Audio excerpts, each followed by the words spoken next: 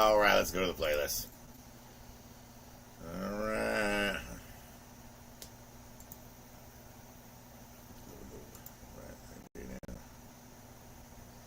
All right, what's going on, everybody? Stonervan Houten here. It is 4:46 p.m. here, March 22nd, 2025. Right on. All right, what's going on? Hey, listen. So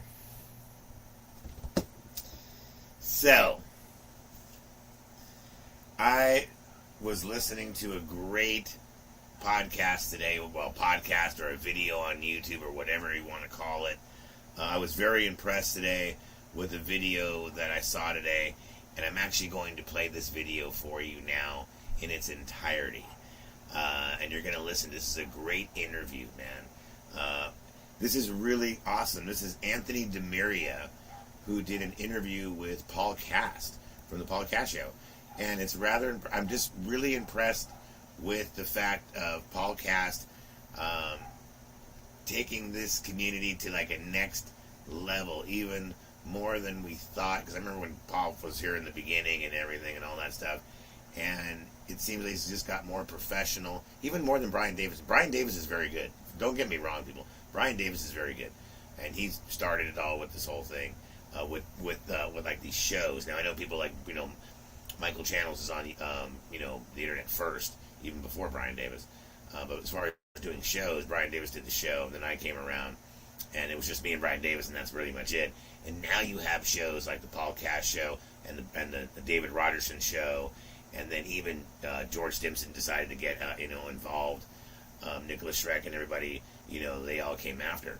So it's just good to see that this particular person, meaning Paul, his show, I'm very impressed on how professional it is and how awesome it really is. It really is cool that he can get these cool interviews and stuff like that, even overshadowing some other people. And I'm just kind of curious on how other people, not so much me, I think he's doing great. Paul, you're doing a great job, man. That's awesome. Not just people like Brian Davis and stuff like that. I wonder if he would earn their respect at all. Not that Paul needs it. You're doing a great job, but I'm just wondering what people what he would think about this, because Brian Davis doesn't like anything, and he doesn't like anybody. He thinks everybody's a joke and everybody's making fun of stuff. But then when you see people like Paul Katz, who's actually doing the show very serious and getting some very good interviews and not taking it as a joke or laughing at it or anything like that, then you see that, hey man, he's actually more professional than you, and he didn't go to school and all that broadcasting stuff that you spent all your time doing, all that shit. So, and he did it in a completely different way. So that's pretty impressive.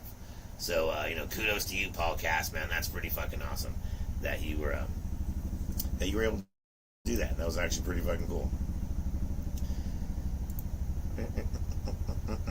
So what he did is Paul Cast got an interview with Anthony DeMaria. That is Jay Sebring's nephew, nephew.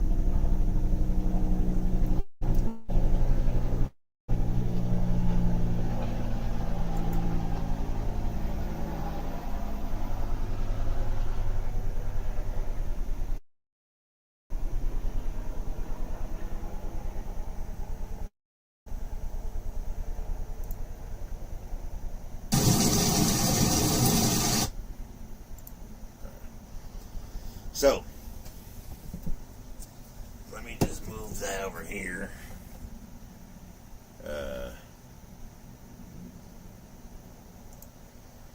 All right, so here we go. This is going to be about 40 minutes. We're going to listen to it. This is the Paul Cash Show, and he is actually interviewing Anthony DeMaria. This is part one.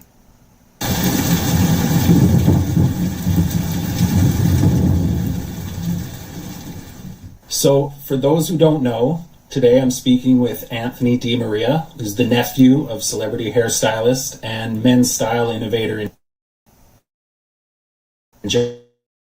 general, Jay Sebring. Us a little bit about your uncle and Sure. Well, Jay was the oldest of four. My mother was the youngest of four, and they grew up in a modest, humble kind of household in Detroit, Michigan. And from an early age, Jay, who was actually born Thomas John Comer, he was a very creative person. He exhibited a lot of kind of dream. He was a dreamer, and know,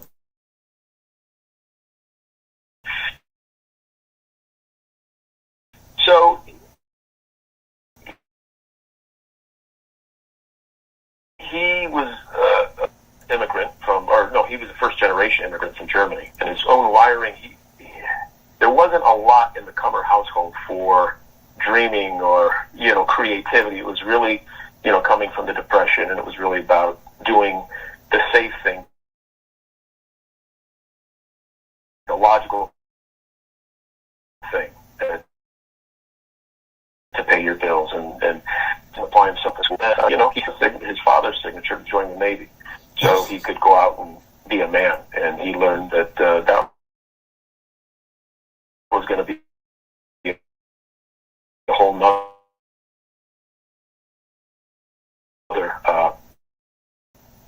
thing of regimentation on him. So that's where the first thoughts came into Jay, and then he eventually moved to Los Angeles, and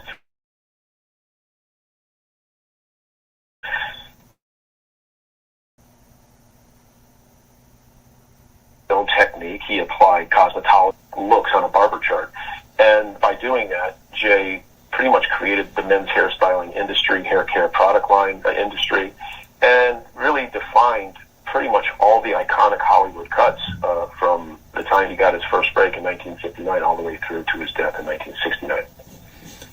Yeah, wow. He did. After watching your documentary, it really gives more of an insight into how much Sebring actually had going on and how in Hollywood he was. If you're okay with it, can you explain a bit how the murder affected you and your family? Well, yeah, that's a very difficult question to answer comprehensively, but I appreciate the question. There's no real way to describe it, but sadly, there are so many families, so many people who have been the victim of violent crime, and so it happens all too often. But in this case, it was exacerbated by what was our family, and I include all the victims' families, something that was very private, personal, painful, and tragic, impacting our family. But then it was exacerbated by our tragedies being treated and as a form of entertainment on various platforms throughout the world, really, but certainly throughout the United States. So as a young guy, seeing that, TV shows and news outlets and people wearing Manson shirts and Charlie's Angels shirts and, and different rock bands, putting out his music and seeing that something that was so profound to our family. And then to see this, it really was as if the world was turned upside down. And, it seems inconceivable that the people who did these horrific things and killed their victims in the unspeakable manner that they did, that they somehow would be sculpted into rock star serial killers. And I'm not overstating that. I mean, all you have to do is go on the internet, look up Manson or Manson family memorabilia, and you'll get it. And again, the thing that also compounded it for our family was that, so now you have this glamorization of these people who did horrific things, and then our uncle, who's doing amazing things, elevating an industry, creating industries, defining iconic looks and elevating people's lives, and then he's killed, and he somehow is turned into some sort of, he's either a peripheral footnote or he's a prop in the mass peddling of his own slaughter and the slaughters of his friends and all the victims.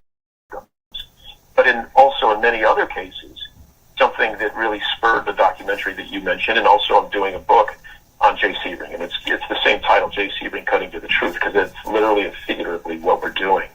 But it's to restore a man who really had is perceived in the public in two different ways: the man who lived and a man portrayed after death when he's defenseless grave. So in this journey and the impact of these crimes, part of that is, and one of my missions is to tell the truth. Right, and that's a super noble thing to do for your family, and makes total sense why you would want to do it and why it would mean so much to you. And like, so many books have been written about the murder of your uncle and the other victims, who I should also mention their names: Sharon Tate and her unborn baby Paul Polanski, Abigail Folger, and Wojtek Frykowski. The first big sensational book that came out about it was Helter Skelter by Vincent Bugliosi, the prosecutor in the trial. And then more recently, for the last few years, it's been overshadowed by the book Chaos by author Tom O'Neill. So if you want, you can tell us a little bit about Helter Skelter, and then you can tell us a bit about what you think of Chaos and your relationship to Tom O'Neill. Oh, okay. That's it. And before I answer that, I would also be remiss if I didn't mention, also Gary Hinman, Yes. Rosemary and Lino LaBianca, and also Donald Shea. Yes, thank you. Certainly. I appreciate the opportunity to say that. Again, part of the problem is how these crimes have been turned into a cash grab and monetized. And, Vince Bugliosi, really, people treat it as like scripture in terms of, this is the authentic final word on the murders. And, in my journeys to know everything I could about my uncle, I started reading some things, particularly the personal characterizations of Bugliosi, of Jay. Mm-hmm. And I understand I was 3 years old, and Jay would come out to Vegas often. And in fact, he and Sharon came out to visit my family when my mom was pregnant with me. And so unless you knew Jay, and certainly the people in Hollywood knew, he was a charismatic, dynamic person. And he had that kind of impact even on a 3-year-old. And it also, it's reinforced, like some people have a hard time believing that it would be that indelible in my mind, my memories of him, and or even the impact of it. And that's fine, they're entitled to that. But just a little, background into that, again, is how dynamic and charismatic Jay was.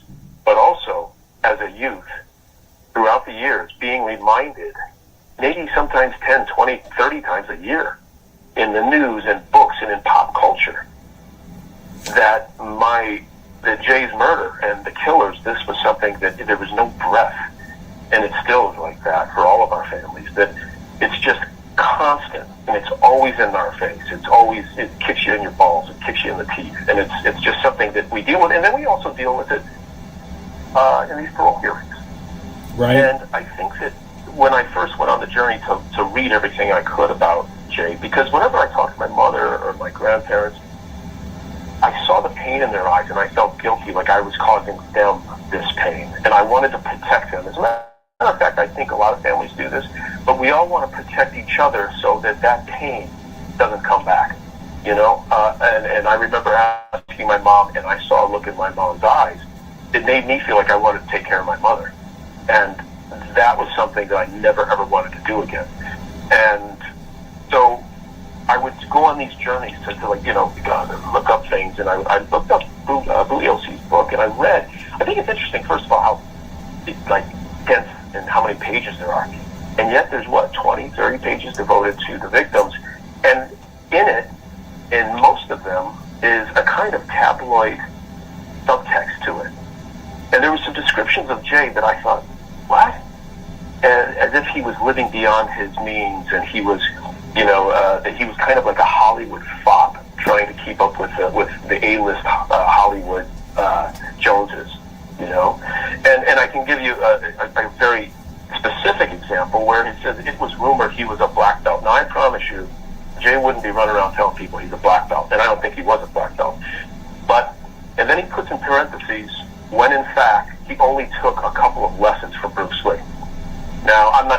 that verbatim, Right. but it's close.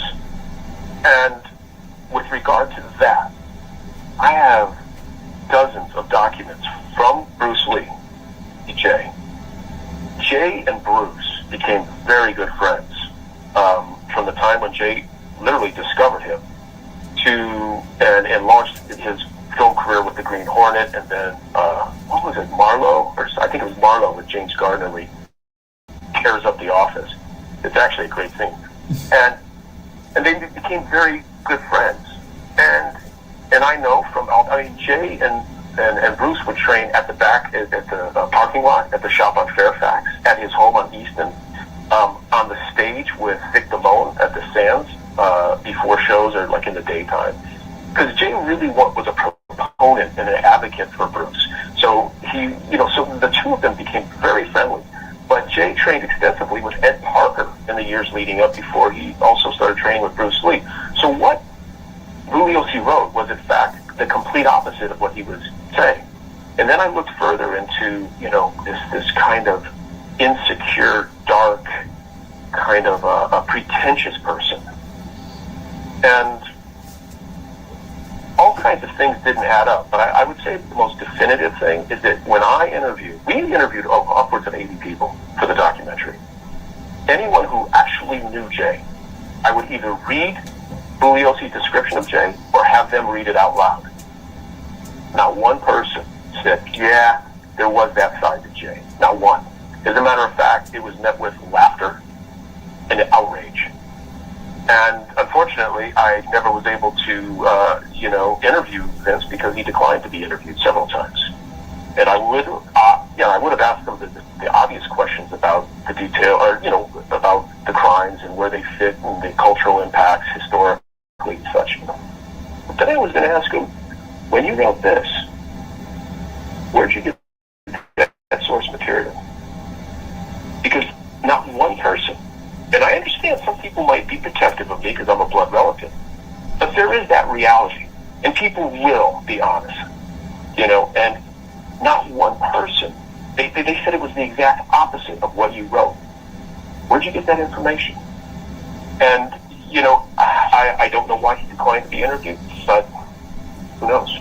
But he certainly made a lot of money on it. And he had Kurt Gentry in the courtroom. They were writing it as he was trying the case. So there was that element, and then of course you mentioned Chaos. Now I haven't seen the doc that I did. Tom sent the book to me, and I've read it bits and pieces, and certainly the things written about Jay. And Tom, he reached out to my mother at our family business, wanting to speak to the sister of Jay Sebring, and so my mom. We're very private when it comes to all of this. So this came around the time where the parole hearings were actually in play, where people were discussing that these people might actually be paroled. So there was this kind of emergence of people covering the stories, even a little bit more even than what already was being done. And so I was visiting from New York for the holidays, and so I reached out to the number and I asked Tom what he was doing. And he said he was doing a piece for, I think, Premier Magazine or one of them. And he was doing a piece on more the victims and more about the side of the murders that no one has covered. And I played the recording because it was on my New York voicemail. And my mother agreed to do the interview. So we met at the Palms Hotel at a cafe, and we talked for about 2 hours. And, I listened, and some things I knew and some things I didn't know that my mother had confided in. And Tom asked if he could record it, and my mother said no. So he put his recorder back in his pocket. So we talked. At one point, and I can tell you this because it's public record and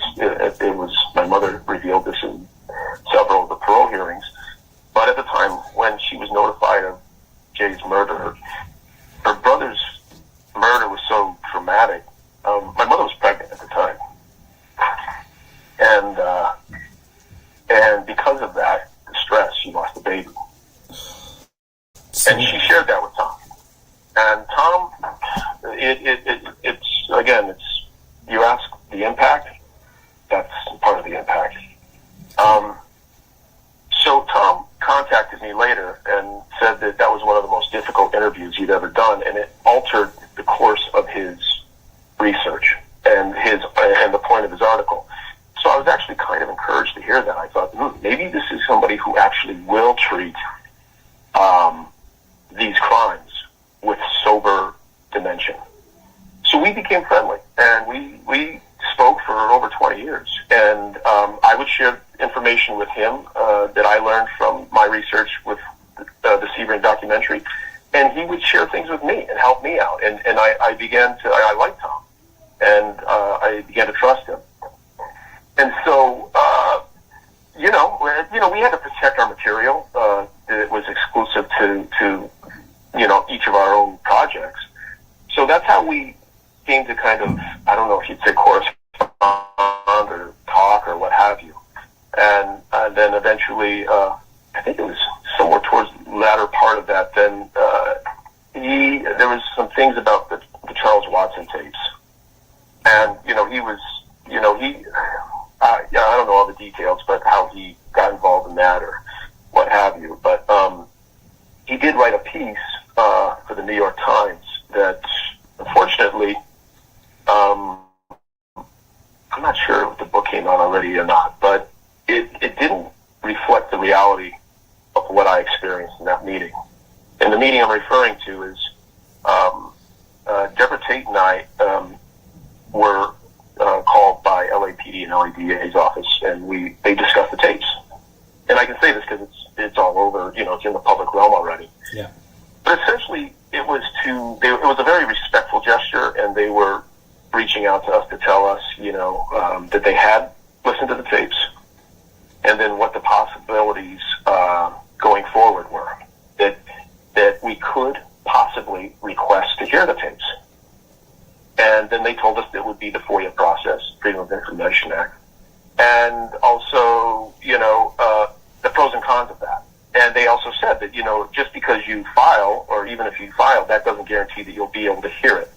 But if it is granted and you hear it, then it becomes public domain, and then the public can listen to the tapes.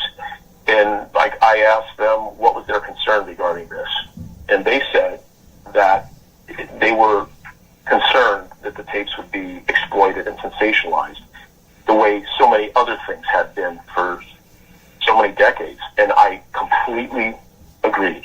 And what they were saying was completely poignant and well-made reality.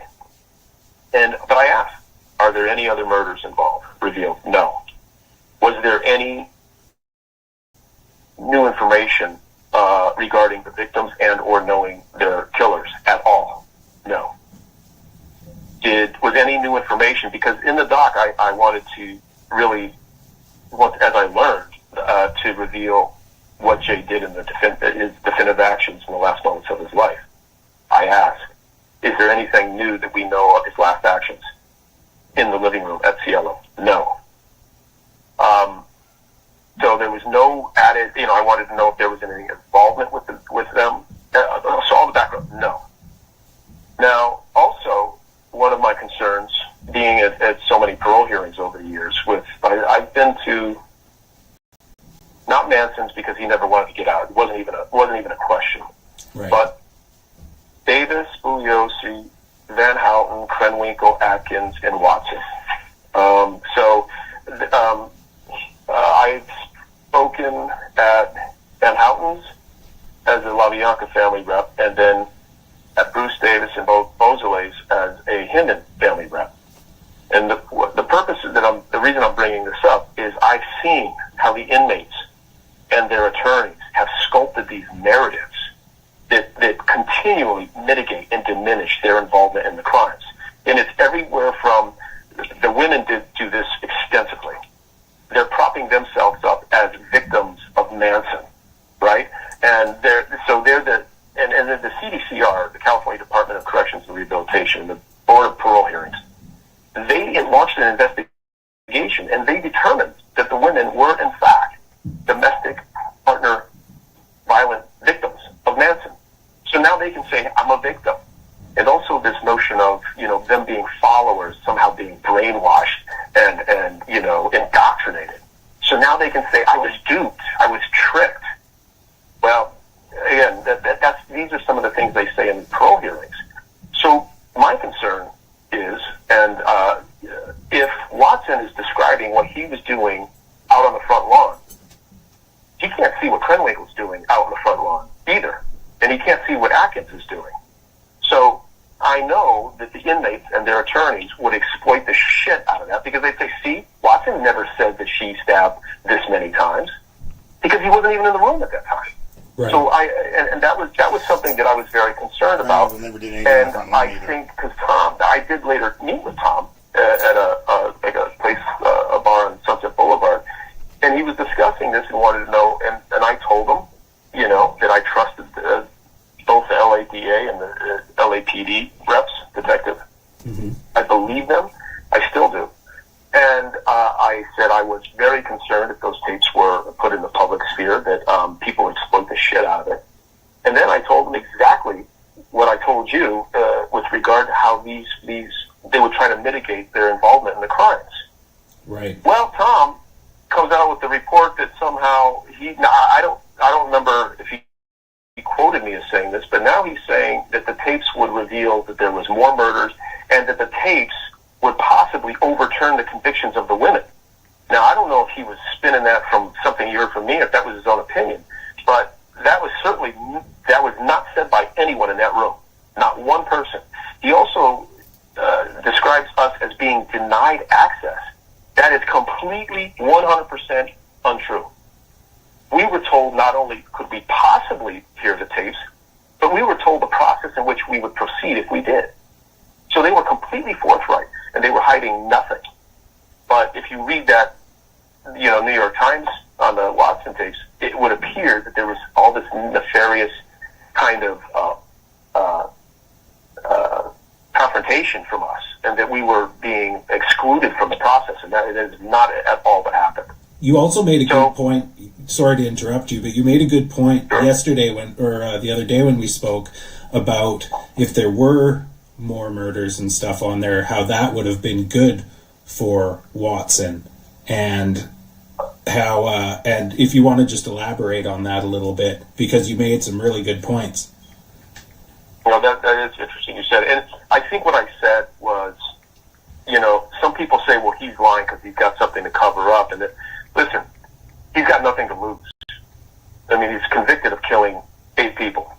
Right. And I don't know why they don't include, or maybe it's 7 people, but they don't include Sharon's baby, which is unbelievable to me. So, no, I being in these parole hearings, one of the things that's very crucial is to part of rehabilitation and, is to come clean, is to show insight into your crimes. So if he knew something, if there was a larger scheme and other people culpable and other victims, it would do nothing but help his cause for suitability of release, because he's coming clean. He's saying, listen, I got to fess up. I got to tell you this. Manson did these other things. I did some other things. These other people who no one knows about, they're culpable for it. They should be served. They should serve justice. So, yeah, I didn't say that it would be good for Watson, but I think it would be really credible for him to again come clean and show that he truly has come to terms with the implications and repercussions of his crimes. So he really has no reason to cover anything up at this point. So that completely blows that argument out of the water that there's this kind of mass cover up of things. Right. So but I was Tom, I read what I could, and I remember I told him at that same time at the place on Sunset. I said, "So what? Do you have any definitive facts, any connections, any concrete proof?" And he's like, "No, I'm trying to figure out how to do that." And but I don't know if he said it like that. I want to, but he was saying. I said, "Tom, after all these years and all the financial resources and such, and you've got nothing." I said, it's just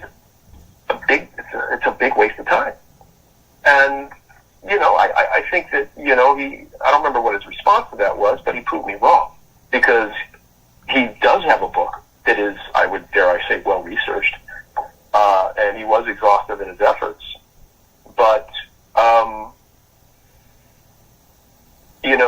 if you're to ask me, do I think, based on my experiences and observation, if Tom is sculpting a narrative to fit his agenda, unfortunately, yes.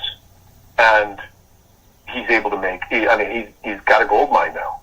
And, part of what is so discouraging, because like I said, we became friendly and I started to trust him, is the fact that he kind of followed the same narrative that Bugliosi did. And it was maligning and diminishing and in some cases vilifying the victims. That's my opinion. But I can definitively dispute things that were described and portrayed of Jay in the book that, again, one of the things that I keep going back to when I describe there's two Jay Sebrings. A man who actually lived and a man portrayed as he lied defenseless in his grave. And, maybe we can go back to why I think people do that in true crime, why there is this need or there's this very effective tactic to malign the victims. But some of the things that Tom said in the book about Jay, and it was glaring to me, but he wrote that Watson shot him twice. And I thought, Charles Watson shot Jay once. How do you mess that up? And yet, it illustrates and very relevant to kind of the treatment and disregard that the victims are that is shared for the victims in all of these narratives. That is almost impossible to screw up, Yeah. And the other thing is, if they said, well, Watson killed this many people, and it was one less or one more, I'm sure people would say, hey, that's bullshit. You can't, how did you mess that up? And my initial thought was, well, if you messed up something as glaring as how many times the victim was shot, what else is missed? Like, what else are you not including or making a mistake on? And, he wrote this, this is quote. He wrote, quote, an intensely secretive man, he was rumored, he's talking about Jay, to allow only 5 people to keep his phone number, end quote. Now, if you really take that on its face value, that is hysterical. Like, seriously, you're gonna have, like, okay, 5 people can have my phone number. Well, shit, there's not a lot of people that, So, and the thing that's interesting about that, where I would say that Jay was extremely private, to the nth degree, he was protective of his clients and his friends. So he had clients that he was cutting their hair that no one knew they were wearing a hairpiece, or that some actor colored his hair, or that so-and-so was having an affair with other. Jay was the center of these people. And it sounds kind of crazy, but he wasn't interesting or relevant because he was a hairstylist, a celebrity hairstylist. And when people see who he was, whether it be in the doc or the book, he was the star among the stars. Not just because he did, a great haircut, but he knew he expressed himself. He had such a high regard for high quality, whether it be a woman, a car, clothing, expressing yourself, and bringing out the best in your clients. So he was extremely private about his customers. And he would never, you know how many people, the gossip columnists, were trying to hit Jay up for all this stuff? And he was absolutely, yes, in that regard, he was extremely private. And this is something that I was mentioned earlier to you, that I was baffled by this. And he writes, quote, I was rebuffed by the intimates of Tate, Polanski, and Sebring, sometimes with vehemence, sometimes with tersely worded emails or phone calls, end quote. I said to Tom, you wrote this. You didn't mention that you talked to Jay Sebring's sister for 2 hours, giving some really poignant, deep insight into Jay. You didn't mention that you talked to Sharon's sister, Deborah, for over 20 years. You didn't mention that you talked to Jay, to me. and we shared information with each other. And I said, why did you, not only did you're saying that you were rebuffed, but you weren't. You had total access to us. And the other thing is, why did you not put any of the content that Jay's sister shared with you, or the information that I shared with you, whether it be regarding debt or any of these other, he's very private, and his clientele was this right-wing cobble of military and, mobsters and criminals. I mean, there was so much that I shared with him, and it's not in the book. And it's not that I wanted to be quoted. It's that I want, a full picture of these people. And yet, I forget what he said about Wojtek and Sharon, and there were some things in there that really didn't need to be done. But again, it kind of followed the whole narrative that Bugliosi established. And sadly, in most true crime, the victims are often maligned, diminished, vilified. And the reason is, the first thing you do when you sell true tragedy, horrific crimes, is you strip the victims of their humanity.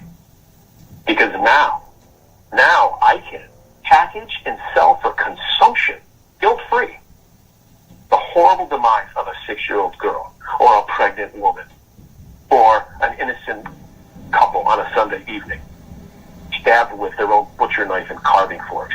Now I can sell that shit guilt-free. And now my consumers can laugh up all this shit and buy these magazines and the newspapers and all the fucking shit. And they can get off all over it guilt-free. Because you know why? Because these people aren't like our children or our parents and like our friends. They're not like me. You know what? They had it coming. They're sick. They're weird. They're bizarre. They're illicit. That's the formula. And I used to blame exploitative media for doing this. But I realize one hand is washing the other. So you have the types of consumers who thrive on this. They're just as responsible for consuming this and getting off on it and perpetuating it financially. And I've said this like a million times. You got the person who's profiteering from it, and the people who are consuming it. And the only thing worse than an asshole are the assholes listening to the asshole, or the asshole consuming the shit of the assholes. And that's, to me, how parasitical and disgusting it is. But maybe I'm too close to the realities of these crimes. But I would posit, I remember there was somebody when they said, Anthony, I don't think it's a good idea that you direct a documentary on your uncle. I said, why? And they said, well, because you're too close to it. It's too subjective. And I think that's a fair argument. But I thought about it. And I also thought, well, to all these people who enjoy these crimes and treat it as a cash grab or to promote themselves, maybe those people aren't close enough to the realities of these crimes. And that's part of why we're talking today, because I don't understand how so many people can do. I mean, if something is true, okay, then it's true. But if it's sculpted, if it's contrived, and there's not, again, that kind of intellectual curiosity enough to say, wait a minute, this doesn't add up. Right. And it has a consequence, certainly to the memories of the victims, but also, and the families. Hang on, I got a puppy that's eating some stuff that I don't know what. Okay. You got it? All right. I'm sorry, I'm on headphones, so, No worries. No, where was I? So clearly this distortion, the sensational, the exploitation, clearly it's harmful to the memories of the victims and their families. But it also carries cultural and historical repercussions. So much so, again, that, essentially the mainstream media and the general public has experienced these historic events almost exclusively through the prisms of sensationalism and distortion and exploitation. And there's a cost to that in the parole hearings. So now it's a hippie cult. It's not what the Manson gang really was, which was was a crime gang, a crime syndicate. That's maybe giving them more sophistication than they had, but they were a crime gang that had the optics and the earmarks of a hippie group. But they were not a hippie cult. You know what I'm saying? And these people who killed, they're not Manson followers. They're cold-blooded killers. So now when they go to a parole hearing, they can say, I was a follower. I wasn't in my right mind. And unfortunately, you have commissioners who are eating that up, and there's also some legislation that is working in their favor for that. You know? Yeah.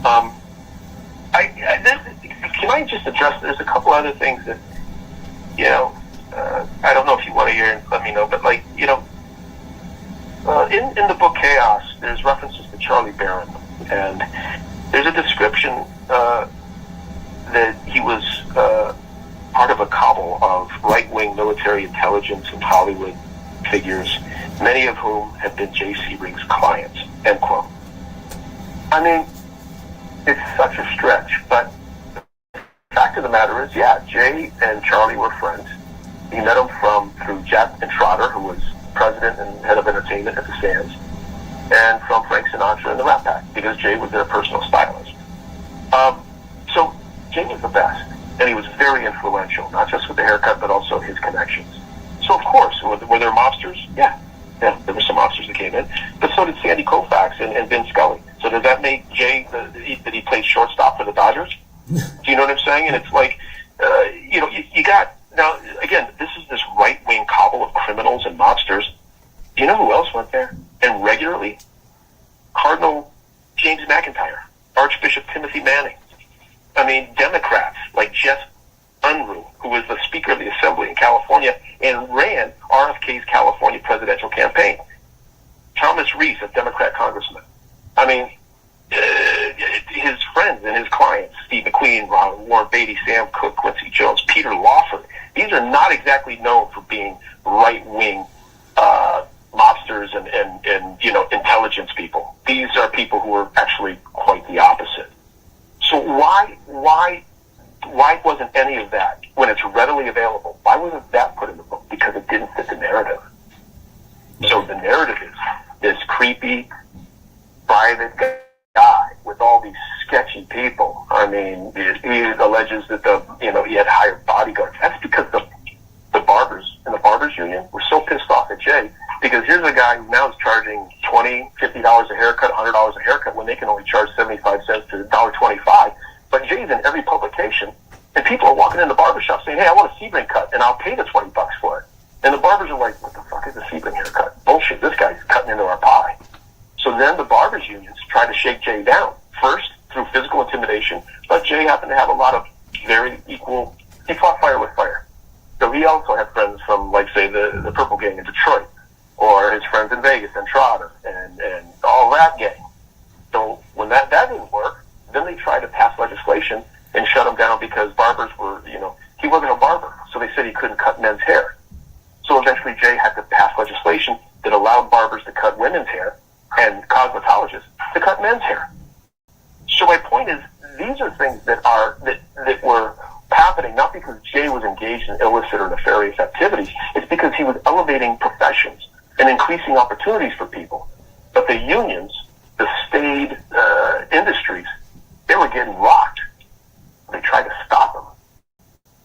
So there's all these things that it all makes sense now. If you look at why all this stuff, like, you know, it's not what was being portrayed in Chaos.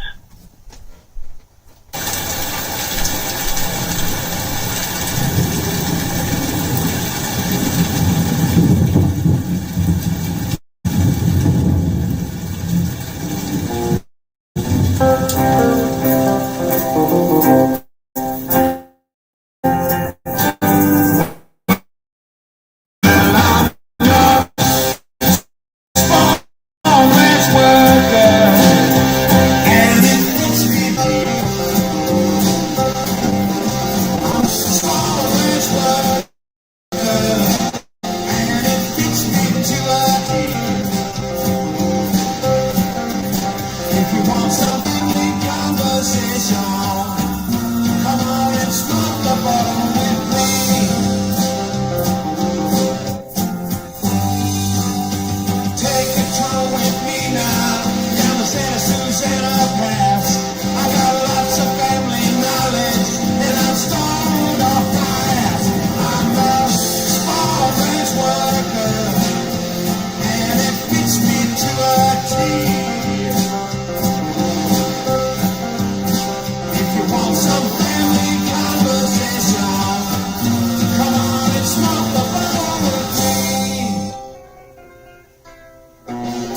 Stonervan.